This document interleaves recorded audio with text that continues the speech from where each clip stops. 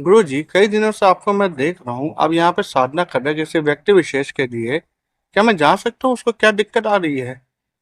दरअसल ये साधना एक व्यक्ति के लिए आ रही है जो इस राष्ट्र का संकट मोचक है, इस राष्ट्र का नवनिर्माता है। उसके रास्ते में बहुत से व्यवधान आ रहे हैं, उनके रास्ते में बहुत सी दिक्कतें पैदा की जा रही हैं, उनको बहुत संघर्ष करना पड़ रहा है, उनकी सुरक्षा को भी बहुत खतरा है। इस वजह से उनकी सुरक्षा हेतु, उनकी रक्षा हेतु और उनके जो उन्होंने उद्देश्य अपने हृदय में लेकर के देश की जनता के सामने जा रहे हैं, मैं ऐसे व्यक्ति की सराहना करता हूं। मैं ऐसे व्यक्ति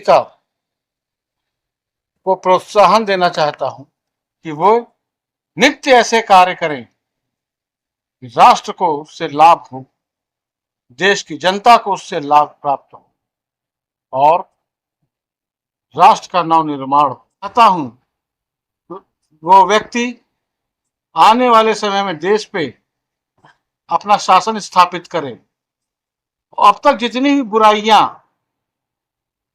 हुई हैं उन सबको दूर करके एक नए युग का आगाज करे, एक नए युग का आरंभ करे। उस व्यक्ति के अंदर वो क्षमता है, वो व्यक्ति कर सकता है। वो अकेला है। विपक्षियों के पास तो बहुत सारे धर्माचार्य, बहुत सारे तंत्रिकाचार्य बैठे हुए हैं, लेकिन मैं आज स्वतः अपने दिल से उसके लिए यह प्रयोग कर रहा हूं कि वह चिरंजीवी है, वह देश का अगला शासन अपने हाथ में लेकर चलाए, अपने किए गए सारे वादों को वह पूरा करे, देश की जनता भूखे ना सोए, निम्न पंक्ति में सबसे नीचे भी जो है उसको भी रात को भोजन नसीब हो, उसको भी रात का भोजन प्राप्त हो। वो व्यक्ति ऐसे कार्य करे, देश का नवनिर्माण करे, राष्ट्र का नवनिर्माण करे। जो हमने इतने दिनों में विदेशों में अपनी ख्याति को डुबोया है, आज विदेशी मुल्क हम पे टैरिफ लगा रहे हैं, चार्ज कर रहे हैं। ये क्या मतलब है? क्या मतलब है? क्या उनको आने वाले युग का आगाज नहीं प्रतीक हो रहा है?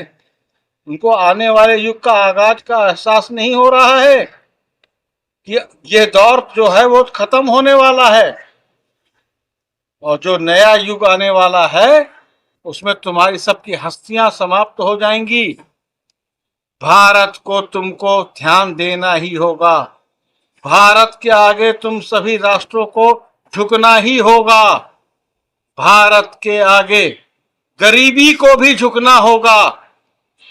भारत के आगे भुखमरी को भी झुकना होगा। वह व्यक्ति एक निश्चल व्यक्ति है। उसने अपने लिए कभी कुछ नहीं चाहा।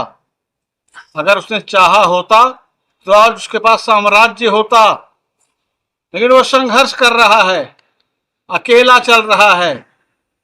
भीड़ में बहुत से मतलबी भी उसके साथ हैं। उसकी रक्षा की जिम्मेदारी आज से इस अवधूत के ऊपर है कि उसका कोई बाल बांका नहीं कर सकता है और वह अपने उद्देश्य में सफल होगा। उसको कोई रोक नहीं सकता।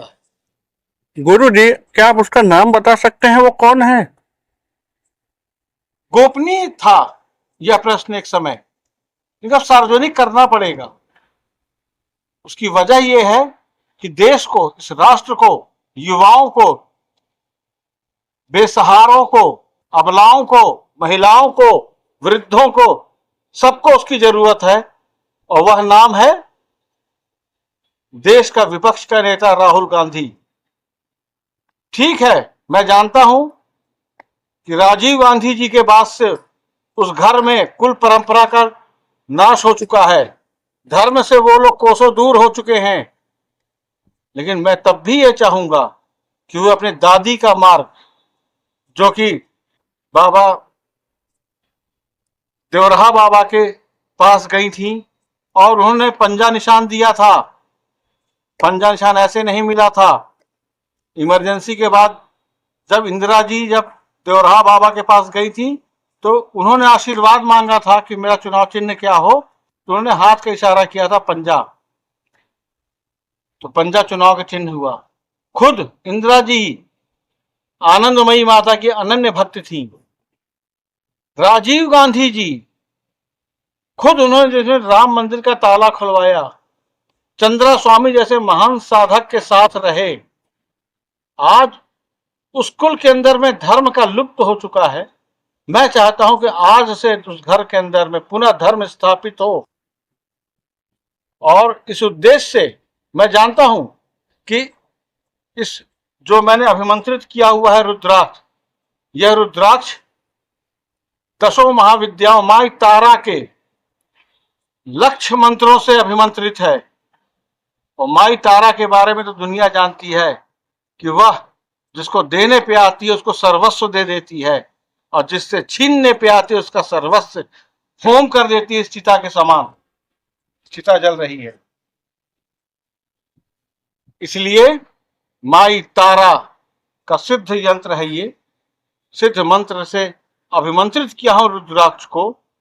और मैं चाहता हूं कि कांग्रेस का 2 ऐसे नेता मेरे सम्मुख आए, आपके माध्यम से आए, जिनके माध्यम से यह रुद्राक्ष की माला उनके गले में पहनाई जा सके, ताकि वो निर्भीक होकर के अपने कार्य को अंजाम दें और भगवती तारा का उनको आशीर्वाद भी प्राप्त हो। जहां भी जाए वो विजय श्री प्राप्त करें, उसके लिए माई तारा से बढ़कर कोई दूसरी शक्ति नहीं है।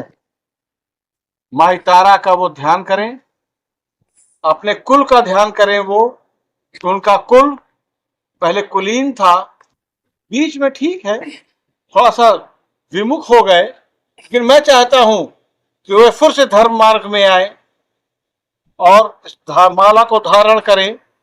निश्चित रूप से उनको विजय से कोई रोक नहीं पाएगा। विपक्षी शक्तियां चाहे जितनी भी शक्ति लगा दे, कोई उनको हिला नहीं पाएगा, कोई उनको डगा नहीं पाएगा। और जिस चुनाव में वो जाएंगे वहां निश्चित रूप से उनको सफलता प्राप्त होगी। जय माई तारा, जय माई तारा।